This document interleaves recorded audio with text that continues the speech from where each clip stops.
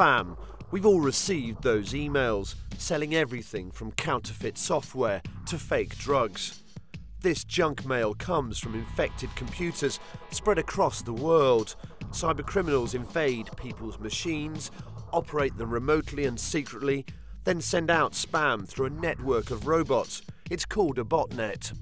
These things are the nuclear weapons of today. Single individuals sitting in their mother's basement can now be as powerful as a nation state.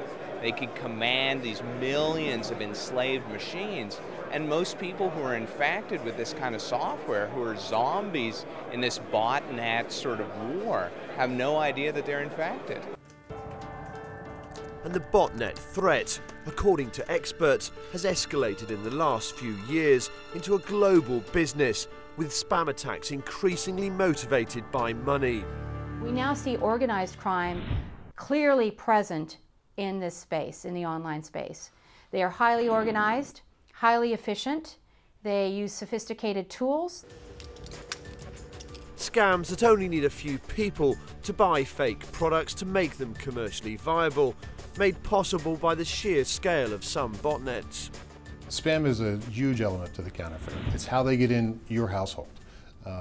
They can send 100,000, a million messages just by the click of a button, and if they get just a small portion responding to that, then they've been successful. And it's a global problem that needs a global solution.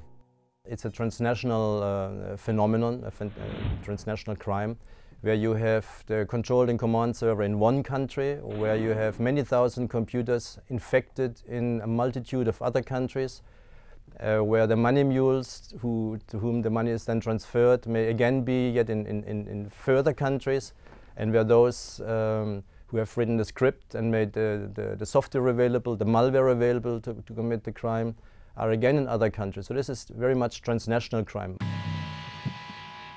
Recently, one of the world's largest sources of spam took a lethal blow. The Rustock botnet, accounting for nearly half of all global spam, was taken out of operation. Rustock, at any particular point in time, was among the most prolific of spam bots, spewing forth at least, at one point, up to 30 billion email messages.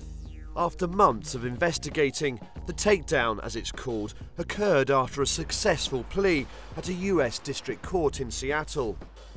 Computers were seized in 7 US cities and the Netherlands. The aim? To sever the command and control computers, stopping them sending orders to their network of infected computers. We know that botnets are part of that criminal infrastructure. They've become ubiquitous on the internet now, but we're showing the bad guys that we are being proactive.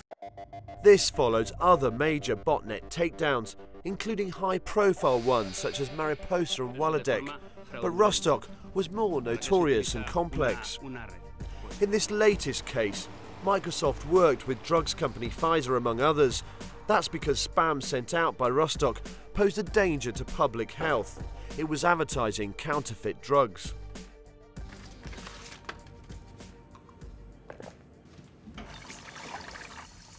Pfizer has been campaigning against fake pharmaceuticals with hard-hitting adverts highlighting the fact that they contain pesticides, lead-based paint or floor wax. Rat poison. Just one of the dangerous ingredients that may be found in fake medicines purchased from illegal websites. We've found that spam, generally you're not going to get authentic product.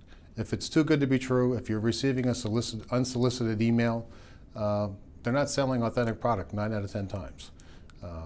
And they don't really, again, they don't care about your health. The scale of this takedown may be unprecedented, clearing up the health of millions of people's computers across the world.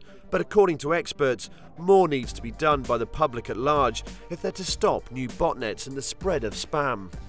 It's staying up to date with best practices. Best practices include having a strong password, running some sort of software or hardware-based firewall, keeping your software up to date, keeping your antivirus up to date and current, not clicking on things from people you don't know that are sending them to you.